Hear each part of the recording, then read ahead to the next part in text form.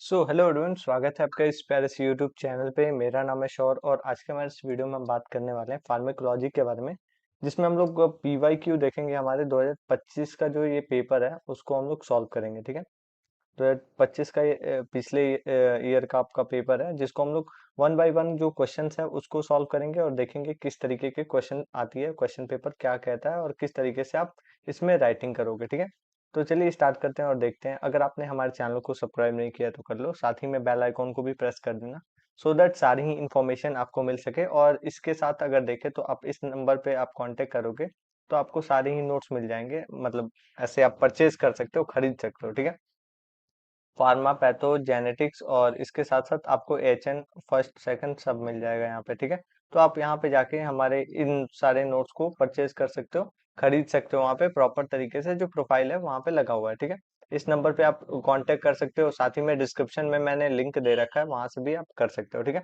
तो चलिए स्टार्ट करते हैं और देखते हैं हमारे ये चैप्टर मतलब कि जो भी पीवाईक्यूज है वो। ठीक है, तो अगर देखें तो फार्मा पैथोजेनेटिक्स का मतलब कि देखा जाए तो तीनों का एक साथ ये पेपर होता है। ठीक है, जिसमें हम देखें तो फार्मा का जो हिस्सा होता है वो आपका 38, पिछले वीडियो में मैंने 37 बोल दिया था, लेकिन इसमें 38 मार्क्स का फार्माकोलॉजी होता है। ठीक है, इसके बाद से अगर देखा जाए तो आपका पैथोलॉजी जो है आपका 25 मार्क्स का होता है और जो आपका जेनेटिक्स है वो 12 मार्क्स का होता है। तो इस तरीके से ये डिवीजन होता है। ठीक है, तो इसमें हम लोग सिर्फ बात करेंगे हमारे फार्माकोलॉजी के बारे में कि आपका जो ये फार्माकोलॉजी है उसको आप कैसे सॉल्व करोगे, क्या क्या इसमें लिखोगे। ठीक है, तो अगर आप देखो तो ये आपका देखा जाए तो जुलाई 2025 का ये पेपर है और ये आपका फार्मा पैथोजेनेटिक्स तीनों का ही पेपर है। जिसमें हम लोग देखें तो पहला जो हिस्सा है वो हमारा फार्माकोलॉजी का है। ठीक है, तो ये आपका 38 मार्क्स का यहाँ पे लिखा हुआ है और जो ड्यूरेशन है आपका 3 घंटे इसमें होते हैं। ठीक है, 3 घंटे में तीनों ही पेपर्स को करने होते हैं। तीन अलग अलग कॉपियां मिलेंगी आपको, जैसे कि पिछले ही साल से अभी ए और बी वाली जो सिस्टम चल रही है, तो उसके बेसिस पे ए बी ए मतलब कि ए सब में मिलेगा, बी आप चाहो तो एडिशनल ले सकते हो। ठीक है, अब इसमें क्या है तो आपके क्वेश्चंस कुछ ऐसे डिवाइड होते हैं कि क्वेश्चन वन जो है वो आपका लॉन्ग आंसर क्वेश्चन होता है, जो कि 10 मार्क्स के लिए होता है। ठीक है, इसमें आपको एक एक ही दिया होता है क्योंकि मतलब कि 38 ही मार्क्स है। ठीक है, दूसरा जो क्वेश्चन है वो आपका शॉर्ट नोट क्वेश्चन होता है, जो कि 5-5 नंबर के इसमें 3 क्वेश्चन होते हैं। ठीक है, तीनों ही आपको करने होते हैं। तीसरा इसमें क्या है तो शॉर्ट आंसर क्वेश्चन है, तो ये आपके 2-2 मार्क्स के क्वेश्चन होते हैं, 3 क्वेश्चन इसमें भी रहता है। और एमसीक्यूज जो है आपके 7 एमसीक्यूज रहते हैं, मतलब कि मल्टीपल चॉइस क्वेश्चंस। ठीक है, तो ये इस तरीके से है, जिसमें हमारा फर्स्ट जो क्वेश्चन है जो कि पिछले 2 साल से ये रिपीट होता रहा है। ठीक है, आपके 2023 में आया है, 24 में आया है। ठीक है, और इसके मतलब कि देखा जाए तो ये same to same as it is आ जाता है। ठीक है, भले ही दूसरा वाला हिस्सा बदल जाता हो, लेकिन पहला वाला हिस्सा वही रहता है। तो आप इसको एक बार अच्छे से पढ़ोगे। ठीक है, इसके साथ साथ रूट ऑफ ड्रग एडमिनिस्ट्रेशन भी आपका 2 बार पूछ चुका है, तो उसको भी आप अच्छे से पढ़ोगे और देखोगे। ठीक है, तो चलिए स्टार्ट करते हैं और देखते हैं हमारा ये किस तरीके से हम इसको अटेम्प्ट करेंगे। पहले क्वेश्चंस को देख लेते हैं। ठीक है, अगर आप क्वेश्चंस को देखो तो आपका जो फार्म मतलब कि पहला लॉन्ग इससे क्वेश्चन है, तो उसमें एंटी हाइपर मतलब कि हाइपरटेंसिव ड्रग के बारे में बताना है। इसके क्या मैकेनिज्म होते हैं, मैकेनिज्म ऑफ एक्शन क्या होता है, मतलब कि जो आपके फार्माकोडायनेमिक्स होता है वो। ठीक है, इसके यूजेस क्या होते हैं, कॉन्ट्रा इंडिकेशन क्या होता है, एडवर्स इफेक्ट क्या होता है, और एसीई जो है इनहिबिटर कैसे काम करते हैं। तो ये जो एडवर्स इफेक्ट क्या होता है एसीई इनहिबिटर का, तो ये सब कुछ ए टू जेड इसमें बताना होता है। ठीक है, तो आप अगर देखो कि 10 मार्क्स के लिए है, तो इसमें दो अलग अलग पॉइंट्स में डिवाइडेड है। क्वेश्चन ए जो है मतलब कि फर्स्ट का ए जो हिस्सा है वो आपके 3 मार्क्स के लिए डिवाइडेड है, और दूसरा जो हिस्सा है जो कि बड़ा पार्ट है इसका वो 7 मार्क्स के लिए डिवाइडेड है। तो उसके बेसिस पे भी हम उसको डिवाइड करके करेंगे। इसमें अब दूसरा हम देखते हैं शॉर्ट आंसर क्वेश्चन में, शॉर्ट नोट क्वेश्चन में। तो इसमें एमेटिक मतलब कि एंटी एमेटिक हमारे ड्रग्स है। ठीक है, नर्सिंग रिस्पॉन्सिबिलिटीज क्या है और इसके जो एडवर्स इफेक्ट है वो सब हम कैसे एडमिनिस्टर करते हैं वो सब है। ठीक है, बी नंबर क्वेश्चन क्या है तो थेरेप्यूटिक यूज क्या होता है, साइड इफेक्ट क्या होता है हमारे बीटा ब्लॉकर्स का। ठीक है, कार्डियोवास्कुलर सिस्टम से। ठीक है, तीसरा हमारे पास डायूरेटिक्स है और इसमें क्या बोलते हैं पोटेशियम जो स्प्रिंग मतलब कि देखा जाए तो जो भी आपके डायूरेटिक्स होती हैं वो क्या होते हैं, तो इसके बारे में बताना है। 2 मार्क्स के क्वेश्चन में आपके थ्रोम्बोलाइट मतलब कि लाइटिक एजेंट्स हैं आपके, जो भी पेप्टिक अल्सर के कौन कौन से ड्रग्स होती हैं, और इसमें जो बायो अवेलेबिलिटी है उसके बारे में बताना है। ठीक है, और एमसीक्यूज तो ऐसे हम कर ही लेंगे, ठीक है। तो यहाँ से हम लोग देखा जाए तो प्रॉपर तरीके से देखना स्टार्ट कर रहे हैं कि कैसे हम इसको सॉल्व करेंगे, ठीक है। पहला जो है आपका लॉन्ग ऐसे क्वेश्चन है, तो इसको हम लोग पहले देते हैं। तो ये हमारा देखा जाए तो पहला जो हिस्सा था उसमें ए मतलब कि ए वाला था 3 का ए, तो वो आपका 3 मार्क्स के लिए था। 3 मार्क्स में क्या है, तो एंटी हाइपरटेंसिव ड्रग है, इसके क्लासिफिकेशन को बताना है। पहले हमने क्या किया, तो इसके सिंपल से डेफिनेशन को बताया, ठीक है, कि क्या होता है। तो ये आपका देखा जाए तो जो भी मतलब कि लोअर करता है, जो भी आपके ब्लड लेवल एलिवेट हुआ रहता है तो उसको, और रिड्यूस करता है कोई भी ऐसे कॉम्प्लिकेशंस ना हो, जैसे स्ट्रोक हो गया, मायोकार्डियल इंफ्रैक्शन हो गया, या फिर हार्ट अटैक हो गया, या फिर किडनी की कोई डिजीज हो गई, तो इस सब में मतलब कि कोई ऐसा प्रॉब्लम ना हो, तो इससे बचाव के लिए हम लोग एंटी हाइपरटेंसिव ड्रग लेते हैं, ठीक है। अब इसमें क्या क्या क्लासिफिकेशन होती हैं, तो इसको दो पार्ट्स में ऐसे डिवाइड किया जाता है। मतलब कि डायूरेटिक्स हो गए, और इसमें देखा जाए तो मतलब कि सिम्थोलाइटिक हो गए। तो इसमें क्या है, तो इसमें तो ये सब आपने देखा ही होगा, थायराइड लोप हो गया, फिर आपके मतलब कि पोटेशियम स्प्रिंग हो गया। तो दूसरा वाला जो हिस्सा होता है उसमें बीटा अल्फा, और जो भी अल्फा प्लस बीटा हो गया, या फिर centred alpha two antagonist agonist हो गया, तो ये आपके इसमें क्लासिफिकेशन में आ जाते हैं, ठीक है। और तीसरा इसमें क्या है, तो वैसोडाइलेशन और रास सिस्टम से हो जाता है, जो कि आपके मतलब कि आर ए एसीई इनहिबिटर्स हो जाते हैं, ए आर बीज हो जाती हैं, और इसके साथ देखें तो रेनिन के इनहिबिटर्स हो जाते हैं, ठीक है, जो कि हमारे कैल्शियम चेन ब्लॉकर्स में काम आता है, ठीक है। तो ये आप अगर डिटेल में इसको पढ़ोगे तो ज्यादा बेटर रहेगा, क्योंकि इसमें मतलब कि ये चैप्टर ही मोस्ट इंपॉर्टेंट है, ये टॉपिक जो है मोस्ट इंपॉर्टेंट है। पिछले 2 साल से ये सीरीज में रिपीट हो रहा है, ठीक है। तो एंटी हाइपरटेंसिव ड्रग को आप अच्छे से देखोगे, ठीक है। तो एक बार देख लेना, और एक और मैं वीडियो बनाने वाला हूँ जिसमें मैं 15 ऐसे इंपॉर्टेंट टॉपिक्स के बारे में बताऊंगा, जो कि आपके एग्जाम पॉइंट ऑफ व्यू से बहुत ज्यादा इंपॉर्टेंट होंगी, ठीक है। इसमें क्या होगा कि जो भी इंपॉर्टेंट मतलब कि 15 ऐसे क्वेश्चंस होंगे जो कि मतलब कि जो यूनिवर्सिटी एग्जाम में आते रहते हैं क्वेश्चन, जिस तरीके के उस वैसे होंगे, जिसमें मैंने पिछले 3-4 साल के पीवाईक्यूज को रखा है, ठीक है। उसके साथ साथ जो अदर यूनिवर्सिटीज और आईएमसी के रिगार्डिंग जो इंपॉर्टेंट टॉपिक्स हैं उसको भी रखा है, तो आप एक बार देख लेना उसको, ठीक है। मैं आजकल में वो अपलोड कर दूंगा, ठीक है। डायूरेटिक्स की बात करें तो इसमें आपके अलग अलग जो टाइप्स होते हैं वो आप लिखोगे, ठीक है। जो भी मैं इसमें बताने वाला नहीं हूँ कि क्या क्या आपको लिखना है, मैं बस ये बता रहा हूँ कि कॉपी को आपको अटेम्प्ट कैसे करना है, ठीक है। अब देखो मैंने कैसे किया, कि पहला जो क्वेश्चन है उसमें ये 3 मार्क्स के लिए, ठीक है, इंट्रो नहीं लिखा मैंने, डेफिनेशन लिखा, इसमें क्लासिफाई करने को बोला तो मैंने क्लासिफाई किया, ठीक है।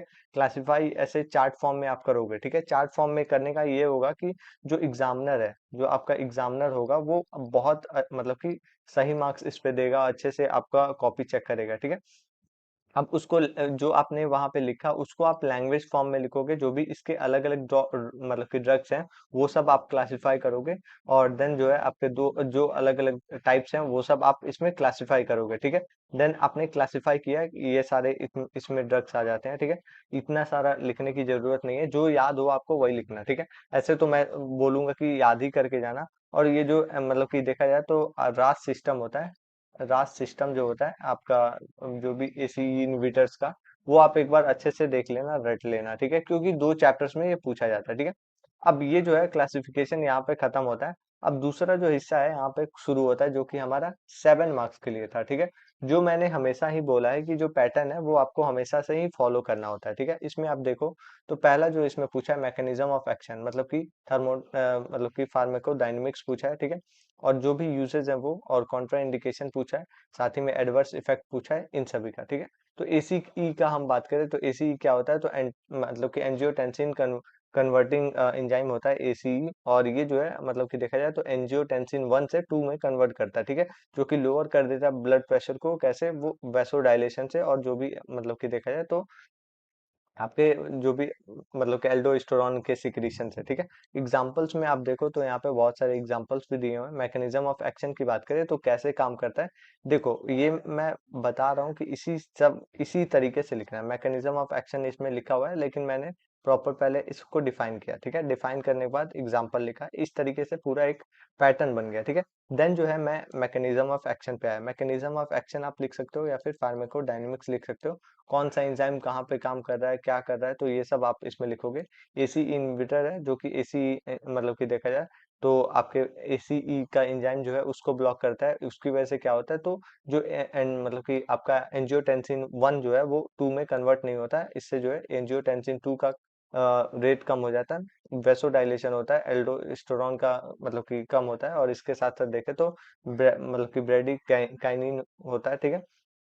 और ये पेरिफेरल मतलब कि रेजिस्टेंस को घटाता है, सोडियम और वाटर रिटेंशन को घटाता है, वैसोडाइलेशन करता है, और इसके बाद से ब्लड प्रेशर इसमें लो हो जाता है। तो ये एक प्रॉपर मैकेनिज्म ऑफ एक्शन इस तरीके से काम करती है। अब इसमें आप उसी चीज को पहले आप चाहो तो देखो दो पार्ट्स में इसको कर सकते हो, ठीक है। मैकेनिज्म ऑफ एक्शन जो है आप इसको ऐसे लिखोगे, एक होता है लैंग्वेज के फॉर्म में, जो कि यहाँ पे डिटेल लैंग्वेज के फॉर्म में लिखा हुआ है, ठीक है। दूसरा जो होता है वो आप फ्लो चार्ट के फॉर्म में कर सकते हो, ठीक है।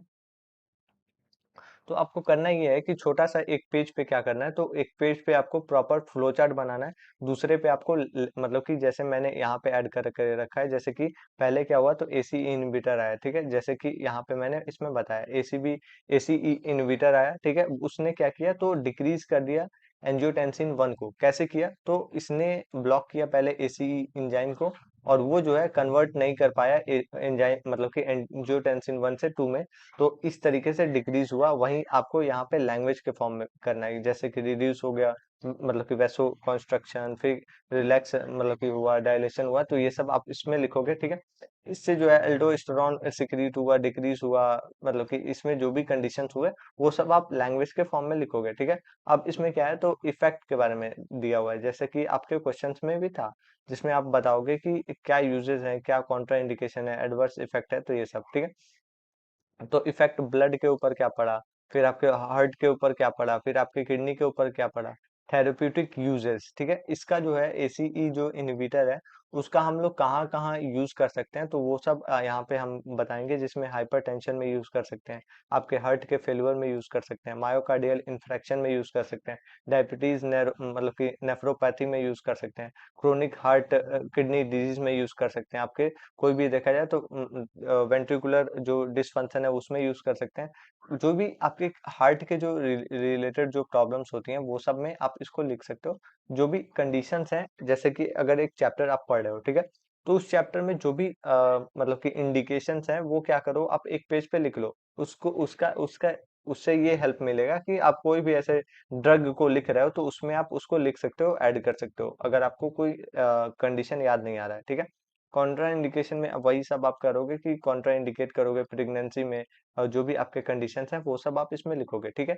एडवर्स इफेक्ट क्या है, तो एडवर्स इफेक्ट में वही आपका अलग अलग जो कंडीशंस इसमें देखने को मिलता है, जैसे कि ड्राई कफ हो गया, हाइपोटेंशन हो गया, हाइपोकैलेसीमिया हो गया, फिर आपके डिजीनेस हो गया, हेडेक हो गया, अल्टर्ड इसमें आपको मतलब कि टेस्ट देखने को मिला, ठीक है। सीरियस इसमें देखा जाए तो आपको एंजियो एडिमा देखने को मिला, एक्यूट इसमें किडनी की इंजरी देखने को मिली, सीवियर इसमें हाइपरटेंशन, न्यूरोपैथी, प्रोटीनोयूरिया हो गया, ये सब आपको देखने को मिला, ठीक है। आगे हम अगर देखें तो हमारे पास क्या है, तो इसमें आपको नेक्स्ट जो कंडीशन है उसमें आपको नर्सिंग रिस्पॉन्सिबिलिटी लिखनी है, मतलब कि इसको मैंने बताया था हर एक चैप्टर में मैं बोलता हूँ रोल ऑफ नर्स जो है वो सारे ही चैप्टर्स के लिए सेम होगा। जैसे कि यहाँ पे अगर देखो, तो आप अगर कार्डियोवैस्कुलर का पढ़ रहे हो, कार्डियोवैस्कुलर में जो मैंने बताया था कि एक कंडीशन को एक ही बार आपको याद करना है और उसको हर जगह पे अप्लाई करना है। जैसे कि आपका बिफोर एडमिनिस्ट्रेशन क्या करोगे, तो असिस्ट करोगे ब्लड प्रेशर को, ठीक है। चेक करोगे मतलब कि रीनल के फंक्शन को, जो भी आपके सीरम जो पोटेशियम है, मेडिकेशन हिस्ट्री को, आउट मतलब कि कोई भी ऐसे देखा जाए तो प्रेगनेंसी में, ठीक है। और ड्यूरिंग क्या करोगे, दवा देने के टाइम पे मॉनिटर करोगे बीपी को, ठीक है। फर्स्ट डोज को देखोगे, साथ ही में जो एडोक्वेट हाइड्रेशन है वो रखोगे, डिजीनेस, और मॉनिटर करोगे यूरिन के आउटपुट को, ठीक है। पेशेंट एजुकेशन दोगे और प्रॉपर तरीके से जो आपको देना है ये सब बताओगे, ठीक है। अब इसमें क्या होगा, तो एडवांटेजेस और डिसएडवांटेजेस के बारे में बात करेंगे। तो ये बीपी को मतलब कि एक्सीलेंट कंट्रोल करता है, ठीक है, प्रोटेक्ट करता है किडनी के जो भी फंक्शंस हैं, इम्प्रूव कर देता है जो भी आपके सर्वाइवल देखा जाए तो हार्ट के फेलुअर में, ठीक है। इसके साथ साथ प्रिवेंट करता है कार्डियक रिमॉडलिंग में, रिड्यूस कर देता है कोई भी ऐसे प्रोटीनूरिया, और यूज करते हैं हम लोग डायबिटिक पेशेंट के अंदर, ठीक है। अब डिसएडवांटेज की हम बात करें, तो डिसएडवांटेज में वही आपका ड्राई कफ, ये आपका इसमें ये लिखना नहीं होता है, ये आप देखो। तो फ्लो चार्ट के फॉर्म में आपको मैंने बताया था कि जो मैकेनिज्म ऑफ एक्शन है वो आप लिख सकते हो, ठीक है। तो इस तरीके से आपका जो 10 मार्क्स का क्वेश्चन जो है वो आपका इस तरीके से पूरा होता है, ठीक है। 10 मार्क्स के क्वेश्चन के लिए आप कितना लिखोगे, तो आपको यहाँ से पे 5 से 7 पेजेस तो लिखने ही है, ठीक है। और इसको आपको प्रॉपर टाइम मैनेजमेंट के साथ करना है, तो आप एक बार अच्छे से देख लेना, ठीक है। अब यहाँ पे हमारा दूसरा हिस्सा शुरू होता है जिसमें हम लोग शॉर्ट नोट क्वेश्चन को कर रहे थे, और सारे ही क्वेश्चन जो है वो 5 मार्क्स के लिए थे, ठीक है। अब पहला जो है इसमें एनजीओ मतलब कि सॉरी एंटी एमेटिक हमारा ड्रग है, इसके नर्सिंग रिस्पॉन्सिबिलिटीज के बारे में बताना है और एडमिनिस्ट्रेशन के बारे में बताना है, ठीक है। अगर आपके पास, देखो पहले मैं बता रहा हूँ कि अगर आपके पास टाइम बहुत कम है या फिर आपकी राइटिंग स्पीड कम है, तो आप टू द पॉइंट लिखो, ठीक है। टू द पॉइंट क्या है, तो एंटी मतलब कि एमेटिक पूछा आपसे, तो एंटी एमेटिक लिखो और प्रॉपर एक्सप्लेन करो, ठीक है। और इसमें अगर आपके पास टाइम है पूरा, आप अच्छे से मतलब कि राइटिंग स्पीड है, तो वो जो भी मैंने पैटर्न बताया राइटिंग का, अगर आपने नहीं देखा तो एक बार जाके देख लेना। जो भी राइटिंग पैटर्न का मैंने वे बताया, उस पैटर्न में सारे ही मेडिसिन को आपको लिखने हैं। इसमें भी मैं वही फॉलो करूंगा और वही उसी तरीके से देखेंगे, लेकिन एक बार आप वो वीडियो देखोगे तो ज्यादा आपको सही लगेगा, ठीक है। अब हम आगे बात करें तो हमारे पास एंटी एमेटिक है। एंटी एमेटिक की बात करें तो ये एक ऐसा ड्रग होता है जो कि प्रिवेंट करता है, ट्रीट करता है नोजिया और वोमिटिंग को, ब्लॉक करता है हमारे जो भी वोमिटिंग है सेंटर है, या फिर देखें तो आपके क्यूमो रिसेप्टर ट्रिगर जोन है, ठीक है। अब ये इसमें फ्लो चार्ट के फॉर्म में आपके क्लासिफिकेशन है, तो उसको आप एक बार देखोगे। देन जो है आपके यहाँ से क्लासिफिकेशन स्टार्ट होता है, जैसे कि यहाँ पे आपको दिया हुआ है, ठीक है। प्रॉपर तरीके से क्लासिफिकेशन ही आपको बताना है। इसमें जो भी क्लासिफिकेशन है वो आप बताओगे स्टेप बाय स्टेप, क्या ड्रग्स हैं, क्या यूजेस हैं, ये आपको लिखोगे। एंटी हिस्टामिन हो गया, एंटी मतलब कि कोलिनर्जिक हो गया, फिर आपके बहुत बड़े बड़े टाइप्स हैं। मुझे लगता है ना एंटी हिस्टामिन जो है, सॉरी एंटी एमेटिक हो गया, या फिर एंटी हिस्टामिन जो है, ये सब जो है आपके लॉन्ग क्वेश्चन में आने के इस बार चांसेस है, तो एक बार अच्छे से देख लेना। ये टाइप्स हो गए आपके, यहाँ पे टाइप्स दिया हुआ है, ये जो है आपके रूट्स हो गए, अलग अलग जो यूजेस हैं वो सब आपके आ गए, ठीक है। इसके बाद से है आपका नर्सिंग, इसमें रिस्पॉन्सिबिलिटी देखो।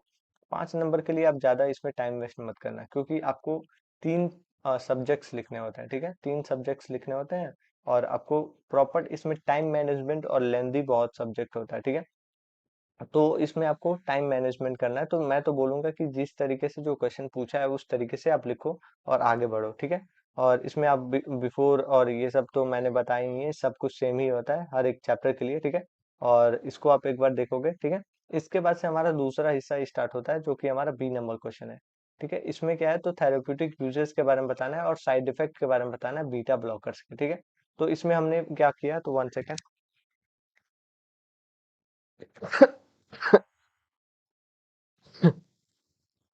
हमने पहले क्या किया, तो इसके डेफिनेशन को लिखा प्रॉपर तरीके से, ठीक है। इसके जो भी एग्जांपल्स क्लासिफिकेशंस है वो लिखा, मैकेनिज्म ऑफ एक्शन लिखा, फिर हमने क्या किया, इसका थेरेप्यूटिक यूजेस। थेरेप्यूटिक यूजेस क्या होते हैं, तो इसको हम लोग इंडिकेशन भी बोल सकते हैं, ठीक है। तो इसमें मतलब कि कंफ्यूज नहीं होना है, इंडिकेशन और थेरेप्यूटिक यूजेस दोनों सेम ही होता है। तो इसमें हाइपरटेंशन में यूज होता है, एंजाइना पेक्टोरिस में यूज होता है, मायोकार्डियल इन्फेक्शन, ये सब आप इसमें प्रॉपर तरीके से लिखोगे, ठीक है। ये आपने लिख लिया कि हाँ देखो, इसमें एंजाइना पेक्टोरिस हो गया, कार्डियक इरिथमियास हो गया, फिर आपके मतलब कि हार्ट के फेलवर हो गई, ग्लूकोमा हो गया, मतलब कि हाइपरथायरॉयडिज्म हो गया, फिर आपके देखा जाए तो माइग्रेन हो गया, इनिशियल ट्रॉमा या फिर एंजाइटी में यूज करते हैं, ठीक है। देन जो है हमारा साइड इफेक्ट आता है, कार्डियोवास्कुलर में क्या रिस्पॉन्स मिला, रेस्पिरेटरी में, CNS में क्या मिला, मेटाबॉलिज्म, ये सब आप लिखोगे। कॉन्ट्रा इंडिकेशन में कहाँ पे इंडिकेट नहीं कर सकते हैं, तो ये आपका अस्थमा, ये ब्रेडिकार्डिया, ये सब में नहीं दे सकते हैं। इसके बाद से हम आगे देखें तो हमारे पास नर्सिंग रिस्पॉन्सिबिलिटीज है, तो नर्सिंग रिस्पॉन्सिबिलिटीज अभी भी मैं बोलूंगा कि हर जगह पे सेम ही होता है, तो आप एक बार अच्छे से देख लेना। देन जो है तीसरा हिस्सा स्टार्ट होता है डाययूरेटिक्स, ठीक है। तो डाययूरेटिक्स भी आप वैसे लिखोगे, अगर डिफाइंड लिखता है तो प्रॉपर डिफाइन करो। इसको आप 2 पार्ट्स में डिवाइड कर सकते हो, ठीक है। इसको आप 1 नंबर का, 2 नंबर का मान लो, ठीक है। और इसको आप 3 नंबर का मान लो, तो इसके हिसाब से आप लिखोगे। डेफिनेशन जो है डायूरेटिक्स का लिखा आपने, क्लासिफिकेशन किया, फिर इसके मैकेनिज्म ऑफ एक्शन को लिखा, थेरेपी इंडिकेशन को लिखा, एडवर्स इफेक्ट लिखा, कॉन्ट्रा इंडिकेशन, और इसके बाद से आपने इसको खत्म कर दिया, ठीक है। तो इस तरीके से आप करोगे। अब इसके बाद से हम आगे बात करें तो हमारा दूसरा हिस्सा यहाँ पे स्टार्ट होता है, तीसरा हिस्सा, जो कि आपका 2-2 मार्क्स के लिए, 2-2 मार्क्स के लिए तो आप टू द पॉइंट लिखोगे, जो आपसे पूछा गया है। जैसे कि यहाँ पे थ्रोम्बोलाइटिक जो ड्रग है वो पूछा गया है, कोई दो, तो इसमें आप थ्रोम्बोलाइटिक का डेफिनेशन सिंपल लिखा आपने, और ये मैकेनिज्म ऑफ एक्शन नहीं लिखना है। डायरेक्ट आप यहाँ पे टाइप लिखो, यूजेस क्या होते हैं वो लिखो, और यहाँ पे ऐसे खत्म कर सकते हो, ठीक है। इसमें ज्यादा आप माथा पीछे मत करना, ठीक है। ऐसे ही आपका देखो तो बायो अवेलेबिलिटी है ड्रग्स का, तो इसमें बायो अवेलेबिलिटी के बारे में लिखो, ठीक है। जो भी इसका फॉर्मूला है वो सब लिखो, सिंपल आप एक्सप्लेन किए, और इसके बाद से जो टाइप है वो लिख दो, बस यहाँ पे खत्म हो गया, ठीक है। आगे हम अगर देखें तो हमारे पास तीसरा जो क्वेश्चन है वो बनता है, जिसमें हम देखें तो इसमें पेप्टिक अल्सर के दो ड्रग को लिखना है। तो इसमें क्या है, तो इसमें आप वही दो ड्रग पूछ रहा है ना, तो डेफिनेशन आपने लिखा सिंपल, दो ड्रग्स के बारे में लिखा, क्या यूजेज है, और इसमें फ्लो चार्ट चाहे तो आप बना सकते हो, और इस तरीके से खत्म कर सकते हो, ठीक है। लास्टली हमारे पास एमसीक्यू है, तो एमसीक्यू को कैसे लिखना है, तो एमसीक्यू को आप सिंपल वे में सिंपल ही ऐसे लिख सकते हो, ठीक है। जैसे कि फर्स्ट का 1 हो गया, ठीक है, सेकंड का बी हो गया, और यहाँ पे जो भी आंसर है, जैसे कि एंटीबायोटिक है तो एंटीबायोटिक लिखोगे ए नंबर, बी नंबर अगर कुछ कफिंग है तो कफिंग लिखोगे, तो इस तरीके से आपको करना होगा, ठीक है। तो प्रॉपर आपका जो क्वेश्चन आंसर ऐसे आप लिखोगे तो बहुत अच्छे मार्क्स आप गेन कर सकते हो। सबसे ज्यादा इंपॉर्टेंट जो इसमें होता है वो आपका टाइम मैनेजमेंट होता है, ठीक है। टाइम मैनेजमेंट क्यों होता है, तो ये जो है पेपर जो है आपका देखा जाए तो 3 पार्ट्स में डिवाइडेड हो जाता है, ठीक है। अगर आप देखो तो फार्मा, पैथो और जेनेटिक्स। तो जेनेटिक्स वाला हिस्सा जो है वो बहुत इजी होता है, जो मतलब कि ये फार्मा वाला जो हिस्सा है वो बहुत ज्यादा लेंदी होता है, बहुत ज्यादा। और पैथो वाला हिस्सा है वो मॉडरेट होता है, तो इसमें ज्यादा आपको परेशान नहीं होना है। तो इसको आप बैलेंस करके टाइम के हिसाब से डिवाइड करके अगर करोगे तो ज्यादा बेटर रहेगा, ज्यादा अच्छे से आप परफॉर्म कर पाओगे, ठीक है। तो इसके लिए आप एक बार अच्छे से देख लेना, जो भी पीवाईक्यूज है वो आप प्रीवियस ईयर के 1-2 साल के आप देख लो, और अच्छे से समझ लो। जो भी मैंने पैटर्न बताया, पैटर्न को आप फॉलो करते हो, बहुत अच्छे मार्क्स आएंगे आपके। और साथ ही में अगर आपको नोट चाहिए तो आप इस नंबर पर कांटेक्ट कर सकते हो, व्हाट्सएप नंबर ही है सिर्फ। और इसके साथ साथ अगर आपको मतलब कि ऐसे प्रॉब्लम हो रहा है तो नीचे डिस्क्रिप्शन में मैं लिंक दे रखा हूँ, वहां से आप ले सकते हो, ठीक है। तो मिलते हैं नेक्स्ट वीडियो में, थैंक यू। और अगर आपको कोई भी क्वेरी हो तो आप नीचे कमेंट कर सकते हो, मैं रिप्लाई करूंगा, और मैं अगर मतलब कि ट्राई करूंगा कि दूसरे भी वीडियोस बना के हेल्प कर सकूं, ठीक। हेलो एवरीवन, स्वागत है आपका इस पैरिस यूट्यूब चैनल पे। मेरा नाम है शौर, और आज के हमारे इस वीडियो में हम बात करने वाले हैं, हम बात कर रहे थे फार्माकोलॉजी का। जैसे कि हमने पिछले वीडियो में बात किया था 2025 का, हमने पेपर सॉल्व कर रहे थे जिसमें फार्माकोलॉजी का हमने सॉल्व किया था, ठीक है। अब इस वीडियो में हम लोग क्या करेंगे, तो इसी के दूसरे पार्ट को हम लोग कवर करेंगे, जिसमें हम लोग पैथो के जो क्वेश्चन है उसको हम लोग सॉल्व करेंगे। 1 सेकेंड, पैथो, यहाँ पे आपका पैथो, इसमें हम लोग पैथोलॉजी के बारे में बात करेंगे। जो भी आपके क्वेश्चंस हैं आपके जो पीपीजी में, मतलब कि तीनों के तीनों एक ही साथ होते हैं, तो उसमें जो भी क्वेश्चंस आते हैं पैथो के, तो उसके बारे में हम बात करेंगे प्रॉपर तरीके से, सही तरीके से, ठीक है। तो चलिए स्टार्ट करते हैं और देखते हैं। अगर आपको नोट्स चाहिए तो आप इस नंबर पे कांटेक्ट कर सकते हो, ये हमारा व्हाट्सअप नंबर है। और इसके साथ साथ अगर देखो तो डिस्क्रिप्शन में भी मैंने लिंक दे रखा है, ठीक है। और ये आपका पेड यहाँ पे, मतलब कि आप पैसे दोगे तो ही नोट्स मिलेगा, ठीक है। तो ये इस तरीके का है, आप बार बार आगे पूछते हो, पूछ के फिर छोड़ देते हो, ये अच्छा नहीं लगता। अगर जिनको लेना होगा तो चले जाना वहाँ पे, मतलब कि लेक्चर्स तो मिल ही रहे हैं और नोट्स भी मिल जाएगा। और चैनल को भी सब्सक्राइब कर लेना। मिल पैथो के अब स्टार्ट करते हैं। तो आपका जो देखो, पीपीजी का जो होता है सब्जेक्ट, वो आपके 3 पार्ट्स में डिवाइडेड होता है, ठीक है। तो फार्मा है, तो फार्मा के बारे में हमने पिछले वीडियो में बात किया था, 38 मार्क्स का होता है, ठीक है। जो आपका पैथो है, पैथो जो है आपका 25 मार्क्स का होता है, ठीक है। और जो जेनेटिक्स है वो आपका 12 मार्क्स का होता है। तो इसमें हम सिर्फ पैथो के बारे में बात करेंगे, नेक्स्ट वीडियो में हम लोग फार्मा सॉरी जेनेटिक्स के बारे में बात करेंगे। फार्मा के बारे में पहले ही बात कर चुके हैं, ठीक है। तो चलिए देखते हैं और समझते हैं क्या क्या है इसमें। तो अगर आपने 1 सेकेंड, पहले मैं इसको इरेज कर देता हूँ। तो देखो 25 मार्क्स का ये होता है, 25 मार्क्स में आपका कैसे कैसे डिवीजन होता है। तो अगर आप देखो तो ये 37 नंबर लिखा है, लेकिन इसमें जो है आपका यहाँ पे कुछ कट गया है। तो इसमें आपका ये 25 मार्क्स का है, तो जिसमें आप देखो तो 3 क्वेश्चन जो है आपके शॉर्ट नोट क्वेश्चन होते हैं, जो कि आपके 5 नंबर के दिए हुए हैं, ठीक है। अब दूसरा जो क्वेश्चन है इसमें आपका 2-2 मार्क्स के 3 क्वेश्चन होते हैं, जो कि आपका यहाँ पे दिया हुआ है। तीसरा जो है आपका एमसीक्यू होता है, जो कि 4 एमसीक्यूज होते हैं, और इस तरीके से जो है 15 और 4 ये आपका 25 मार्क्स का हो जाता है, ठीक है। इसमें हम लोग सिर्फ यही 25 मार्क्स के क्वेश्चंस को देखेंगे, अगले वाले में हम लोग 12 मार्क्स के जो जेनेटिक्स है उसको हम लोग कंप्लीट करेंगे, ठीक है। तो अगर हम पैथो की बात करें तो जो क्वेश्चंस हैं इसमें, आपको इसमें बताना है कि जो डिटेल्ड इसमें पैथोलॉजिकल जो चेंजेस हैं ट्यूबरकुलोसिस के रिगार्डिंग वो बताना है, ठीक है।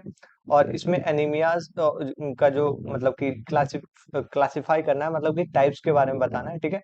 और इसके बाद से इसको इसमें क्या और डिफाइन करना है, तो आयरन रिलेटेड जो आपका मतलब कि डेफिशिएंसी मतलब कि एनीमिया होता है उसके बारे में, टाइप्स और जो सिग्निफिकेंस है मतलब जॉन्डिस का, वो सब हमें बताना है इसमें, ठीक है।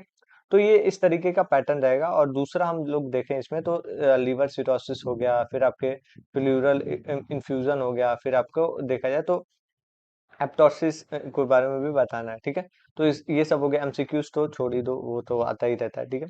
अब इसमें हम लोग देखें तो पैथो की अगर हम बात करें तो पैथो में क्या है, तो अगर आप देखो तो पहला जो क्वेश्चन बनता है वो हमारा टीबी से है, ठीक है। टीबी वो वाला टीबी नहीं, ये हमारा ट्यूबरकुलोसिस वाला है। तो इसमें क्या है, तो इसमें हमें पैथोफिजियोलॉजी बताना है, हिस्टोपैथोलॉजी, मतलब कि प्रॉपर तरीके से जो भी चेंजेस हो रहे हैं, स्टडी हम लोग कर रहे हैं सेल के ऊपर, तो वो क्या क्या चेंजेस हैं, ठीक है। तो ट्यूबरकुलोसिस जो है आपका, मान लो कि इसमें आपका, पहले तो मैं बता दूं 24 पेजेस मिलते हैं, आपको अच्छे से लिखना होगा, ठीक है। तो ट्यूबरकुलोसिस एक क्रोनिक आपका मतलब कि देखा जाए तो डिजीज कंडीशन होता है, मायो का मतलब कि मायोबैक्टीरियम ट्यूबरकुलोसिस से होता है। ये अफेक्ट करता है हमारे लंग को, ठीक है। तो ये सब आप इसमें लिखोगे। जो पैटर्न है वो बता रहा हूँ, और क्या क्या लिखना है वो मैं बता रहा हूँ, इसको मैं बता मतलब कि पढ़ा नहीं रहा हूँ, ये पैटर्न के बारे में हम बात कर रहे हैं, ठीक है। डेफिनेशन लिखा, इंट्रो लिखा आपने, ठीक है।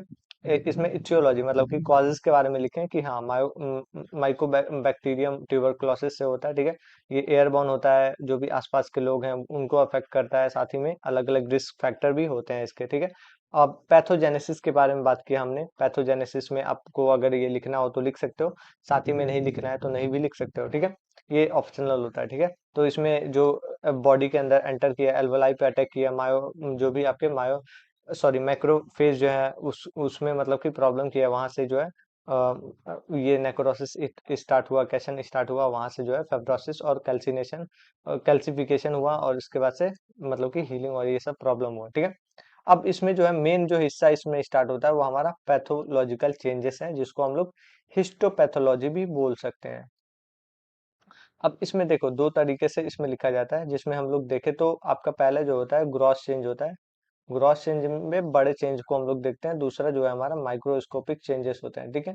तो इसको हम लोग ऐसे देखते हैं, जिसमें हम लोग देखें तो आपके मतलब कि प्राइमरी वे में देखा जाए तो ये आपका ग्रॉस चेंज हो गया, जिसमें हम लोग देखें तो प्रॉपर मतलब कि जो भी बेसिली है वो आपका मतलब कि एंटर किया प्रॉपर तरीके से देखे तो जो भी चेंजेस मतलब कि पुराना जो सेल है नॉर्मल बेसिस पे कैसे काम कर रहा है, और जो नया मतलब कि अफेक्ट किया मायोबैक्टीरियम ट्यूबरकुलोसिस, उसकी वजह से क्या क्या प्रॉब्लम देखने को मिली है, तो ये सब इसमें हम देखते हैं, ठीक है। जैसे कि लोअर मतलब कि lower part of upper lobe में देखने को मिला, upper part of lower lobe में देखने को मिला, इसमें लेसन्स देखने को मिली, ये सब हो गया, ठीक है। अब इसके साथ साथ दूसरा हम लोग सेल लेवल पे देखें तो ये सब अलग अलग प्रॉब्लम देखने को मिली, ठीक है। तो जो हिस्टोपैथोलॉजी है आपके दो चेंजेस को दिखाता है।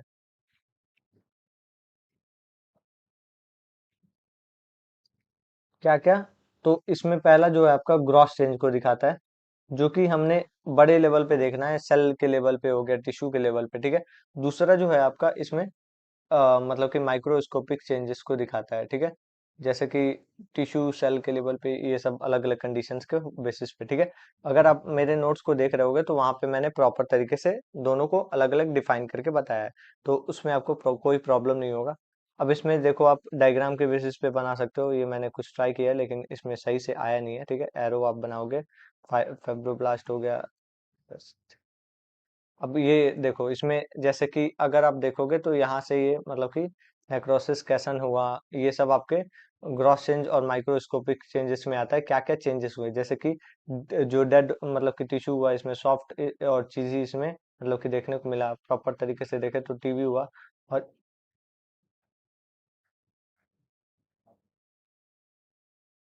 फेब्रोसिस हुआ, येलो इसमें अपीयरेंस देखने को मिला। हीलिंग अगर देखे तो इसमें क्या क्या प्रॉब्लम देखने को मिली, तो इसमें हम लोग देखें तो आपको प्रॉपर हीलिंग बिगेन हुआ, कोलेजन जो है आपको डिपॉजिट इसमें देखने को मिला, लंग जो है उसके अंदर प्रॉब्लम देखने को मिले, स्कार्स देखने को मिले, कैल्सिफिकेशन स्टार्ट हो गया, ठीक है। तो ये सब आपको प्रॉपर तरीके से लिखना होता है कि हाँ ये आपको प्रॉपर चेंजेस देखने को मिले, ठीक है।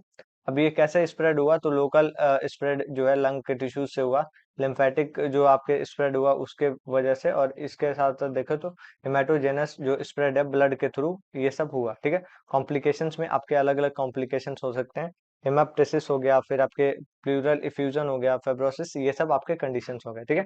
तो कैसे हमने लिखा, तो पहला हमने इंट्रो लिखा, डेफिनेशन लिखा, ठीक है। इसके बाद से इथियोलॉजी लिखा, पैथो मतलब कि जेनेसिस आपको लिखना है तो वो लिख सकते हो। हिस्टोपैथोलॉजी लिखा, उसके बाद से हमने क्या लिखा, तो इसमें जो भी चेंजेस है, ग्रॉस चेंज और मतलब कि माइक्रोस्कोपिक चेंज, वो सब आपने लिखा, जिसमें आप अलग अलग जो टॉपिक्स है वो आप लिख सकते हो, ठीक है। अब इसके बाद से कंक्लूजन लिख के हमने खत्म कर दिया, ठीक है। मैनेजमेंट इसमें नहीं लिखना होता है, मैनेजमेंट हो गया, ट्रीटमेंट हो गया, तो ये सब इसमें नहीं लिखना होता है, कोई भी इसमें नहीं लिखना होता, ठीक है। आगे हम अगर बात करें तो हमारा एनीमिया के मतलब कि क्लासिफाई करेंगे, और आयरन डिफिशियंसी एनीमिया के बारे में बात करेंगे। तो एनीमिया एक देखा जाए तो हीमोग्लोबिन कंसंट्रेशन इसमें बहुत ज्यादा लो हो जाता है, ये आपका रहेगा, ठीक है। अब इसमें तीन तरीके से दिखाया गया है, ठीक है। तीन तरीके से क्या है, तो अगर आप देखो तो एनीमिया मैं अच्छे से यहाँ पे बना देता हूँ। तो तीन तरीके से क्या क्या है, तो पहला जो है आपका मार्फोलॉजिकल बेसिस पे, ठीक है। मार्फोलॉजी के बेसिस पे, मार्फोलॉजी का क्या मतलब है, कि जो ब्लड का स्ट्रक्चर है, मतलब कि जो भी आरबीसी जो आरबीसी है वो कंटेन करता है एचबी को, ठीक है। तो उसका जो स्ट्रक्चर है वो जो है चेंज हुआ है, तो उसके बेसिस पे हम इसको डिवाइड कर रहे हैं, ठीक है। दूसरा जो है इथियोलॉजी के बेसिस पे, मतलब कि कोई कंडीशन है, कोई एक डिजीज कंडीशन है, कॉज जो है उसकी वजह से ये हुआ है, ठीक है। और सीवियरिटी के बेसिस पे हो सकता है, तीन तरीके से ये लिखा हुआ है, ठीक है। अब इसमें देखो मार्फोलॉजी के बेसिस पे क्या हो रहा है, तो माइक्रो इसमें मतलब कि साइटिक देखने को मिल रहा है, जो स्ट्रक्चर है वो छोटा हो जा रहा है, ठीक है। अब नॉर्मो साइटिक इसमें देखने को मिल रहा है, और इसके साथ साथ देखें तो मैक्रो साइटिक देखने को मिल रहा है, ठीक है। इसमें क्या है, तो आपके देखो छोटा हो रहा है एक में, बड़ा हो रहा है एक में, और दूसरे वाले में मतलब कि एक्यूट केसेस में ब्लड का लॉस हो जा रहा है, ठीक है। तो ये हो गया। अब ऐसे ही हमारा दूसरा हम देखें तो इटियोलॉजिकल, मतलब कि किसी कारण की वजह से क्या हो रहा है, तो ब्लड लॉस हो गया, ब्लड लॉस, ट्रॉमा, सीजर, या फिर कोई भी ऐसे देखे तो मेनर्गिया है तो उसकी वजह से हो गया, ठीक है।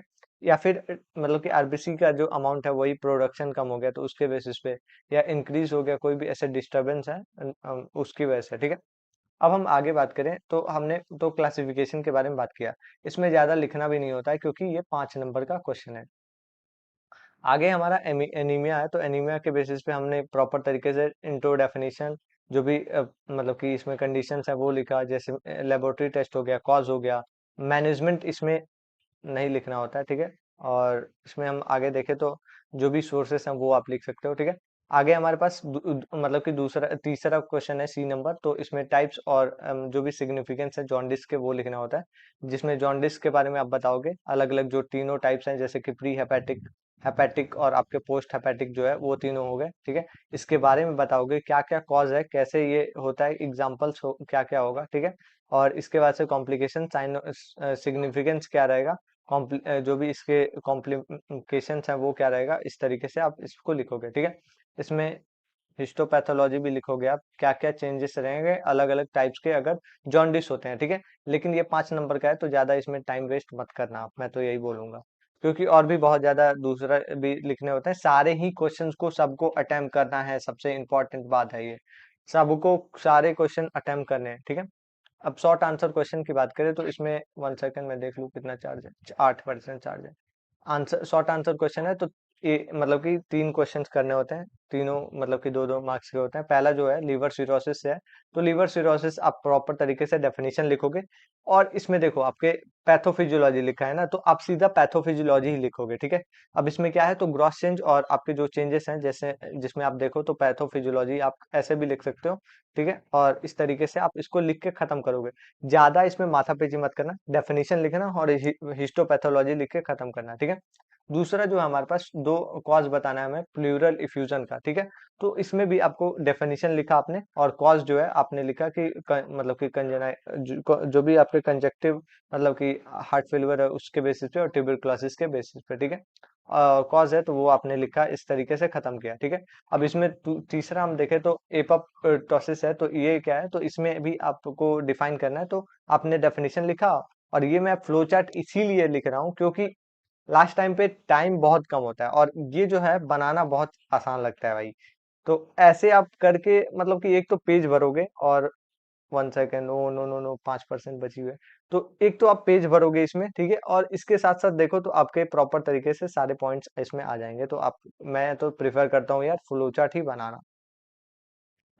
इसमें कैरेक्टरिस्टिक लिखा आपने, पैथोफिजियोलॉजी लिख के इस तरीके से खत्म किया। एमसीक्यूज हैं तो एमसीक्यूज को आप डायरेक्ट ऑप्शंस भी लिख सकते हो।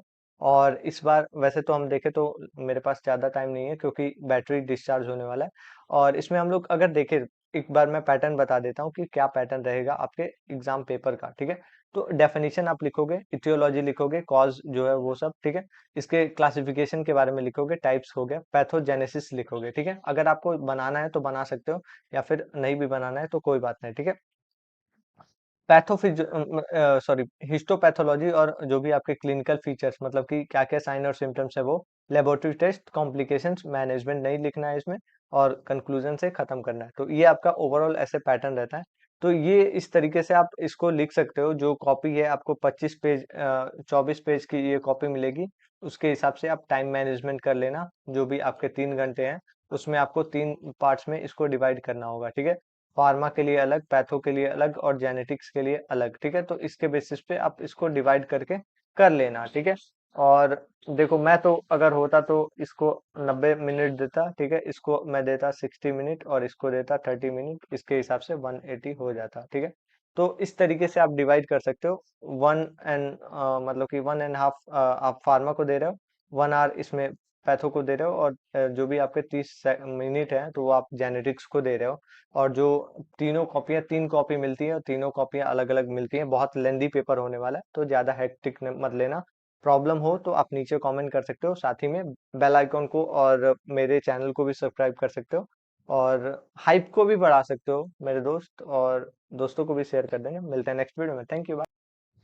हेलो एवरीवन, स्वागत है आपका इस पैरिस यूट्यूब चैनल पे। मेरा नाम है शौर, और आज के हमारे इस वीडियो में हम बात करने वाले हैं, हम लोग देख रहे थे हमारे पैथो और जो भी हमारे पीवाई क्यूज हैं, फार्मा पैथो जेनेटिक्स को देख रहे थे, जिसमें हम लोगों ने पैथो और फार्मा को देख लिया था। और ये हमारा लास्ट वीडियो रहेगा जिसमें हम लोग जेनेटिक्स के बारे में बात करेंगे, इसके प्रीवियस ईयर पेपर के बारे में 2025 में जो आया हुआ है, ठीक है।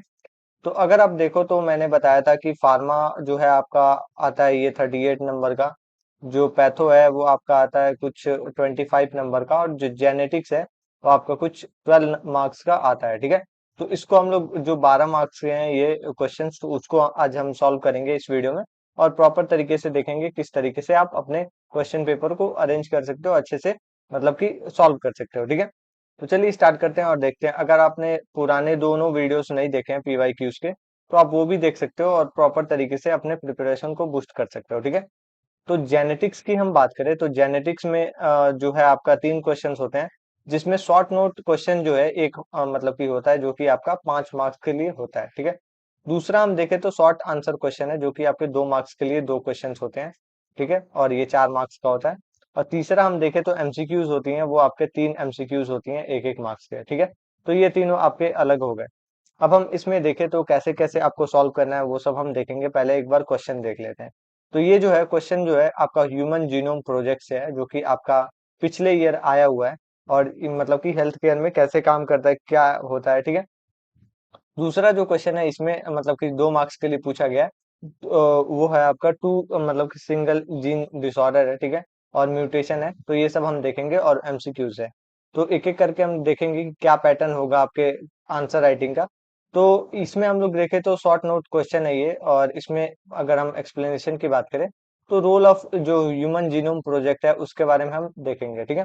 ह्यूमन जीनोम प्रोजेक्ट जो है आपका एक साइंटिफिक रिसर्च होता है। ये आप मतलब कि पहले इंट्रोडक्शन पार्ट लिखोगे। इंट्रोडक्शन पार्ट में आपका ये बताओगे कि ये एक साइंटिफिक प्रोजेक्ट होता है जो कि स्टार्ट हुआ था 1990 में, कंप्लीट हुआ था 2003 में, और ये आइडेंटिफाई करता है और मैपिंग करता है आपके ह्यूमन जीन्स का अप्रोक्सीमेट 20,000 से लेकर 25,000 तक इसमें जीन्स देखे जाते हैं, और डिटरमिन कंप्लीट इसमें आपके डीएनए की सीक्वेंसिंग की जाती है, ठीक है। तो इसको ह्यूमन जीनोम प्रोजेक्ट बोलते हैं, ठीक है। अब इसमें जो है आपको रोल बताना है आपको, ठीक है, हेल्थ केयर में मतलब कि क्या क्या फायदे हो सकते हैं। तो ऑब्जेक्टिव्स को आप लिखोगे। ऑब्जेक्टिव में आप मतलब कि जो भी इसके पर्पज है ये सब आप लिखोगे, जिसमें आइडेंटिफाई करता है ह्यूमन जीनोम को, कंप्लीट डीएनए सीक्वेंसिंग बताता है, कोई भी डिजीज कंडीशन है वो दिखाता है, और इसके साथ साथ देखें तो डायग्नोसिस और ट्रीटमेंट में काम आता है, ठीक है। डेवलप करता है न्यू मेडिसिन और ये सब में रिसर्च में भी काम आता है। आगे हमारा फ्लो चार्ट के वे में आप बता सकते हो इसको। फ्लो चार्ट में कैसे बताओगे?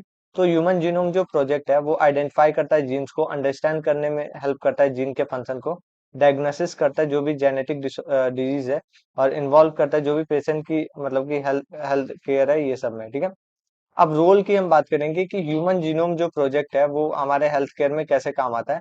तो इसमें जो है अर्ली डायग्नोसिस करता है। इसमें इसी सीक्वेंस में आपको लिखना होगा। अर्ली डायग्नोसिस में आपको अलग अलग जो डिजीज कंडीशन है उसको डायग्नोस करने का काम करता है, ठीक है।